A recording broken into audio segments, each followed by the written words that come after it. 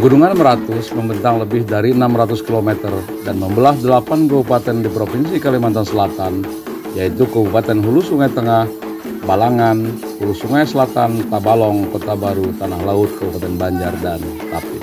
Pegunungan Meratus juga membelah 3 kabupaten di Kalimantan Timur, Pasir, Pasir Penajam Utara, dan Kutai Barat, dan 2 kabupaten di Barito Utara dan Barito Timur di Provinsi Kalimantan Tengah.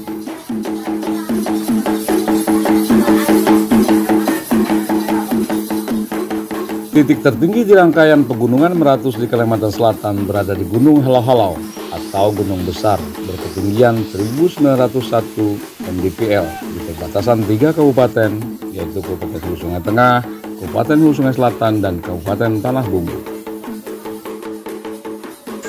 Pegunungan Meratus tak bisa dipisahkan dengan eksistensi orang bukit. Orang bukitlah yang dominan mendiami kaki dan punggung Pegunungan Meratus.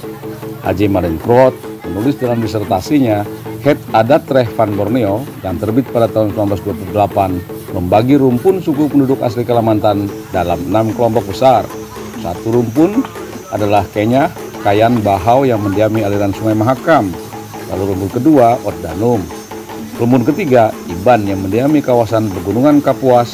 Kemudian yang keempat Murut di Sabah, 5 Kalimantan, dan 6 Punan. August Hardelan menyebut penduduk asli itu sebagai Dayak, tertulis dalam Wosterboot tahun 1859. Beberapa peneliti termasuk Guy Grabowski dalam sebuah catatan singkatnya, Dai Orang Bukit Order Bergemensen von Mindai, terbit 1885, menyebut orang bukit sebagai komunitas yang mendiami perbukitan di Pegunungan Meratus. Ia memberi pengertian orang bukit sebagai orang gunung atau Bergsmensen, atau orang yang tinggal di daerah pegunungan. Karena berdiam di pegunungan, orang bukit mau tidak mau dipengaruhi lingkungan alam tempat mereka hidup. Mereka kemudian mengembangkan kebudayaan yang hampir seluruhnya bermuara pada padi, juga tanah. Padi hadir dalam setiap ritus orang bukit. Dalam setiap mantra yang mereka sebut, di berbagai ritus itu, nama yang mulia padi selalu muncul. Padi dimuliakan karena turut memberi kehidupan. Demikian pula tanah. Bagi orang bukit, tanah adalah ibu kandung kehidupan. Ia memberi kehidupan. Dalam setiap aruh, berbagai syarat wajib dipenuhi, termasuk berbagai sajian. Sajian-sajian itu seluruhnya merupakan pemenuhan permintaan dari para leluhur dan nenek moyang. Ia menjadi semacam undangan yang menarik perhatian para roh, leluhur dan nenek moyang orang bukit, sehingga mereka bersedia hadir dalam aruh. Salah satu sajian yang selalu ada dalam setiap aruh adalah lamang. Makanan berbahan ketan dicampur dengan santan kelapa dan dimasak dengan cara yang khas, menggunakan bumbung bambu, dibakar dengan api berbagai ukuran dan melibatkan banyak orang. Itu wajib ada dalam setiap aruh. Lamang bagi sebagian orang dipahami sebagai simbol kerekatan, persatuan yang tak bisa dipisahkan, kelekatan, dan kebersamaan. Namun bagi orang bukit atau Dayak Meratus, lamang juga sesajen lainnya tak sekadar menyimbolkan hal-hal itu. Kehadiran semua sesajen datang dari ilham, wangsit, semedi, atau berhalwat. Para leluhur menyampaikan semua syarat yang wajib dipenuhi kepada generasi awal orang bukit melalui isyarat dalam semedi. Lalu muncullah berbagai sesajen yang wajib disediakan dan dipersembahkan bagi para leluhur.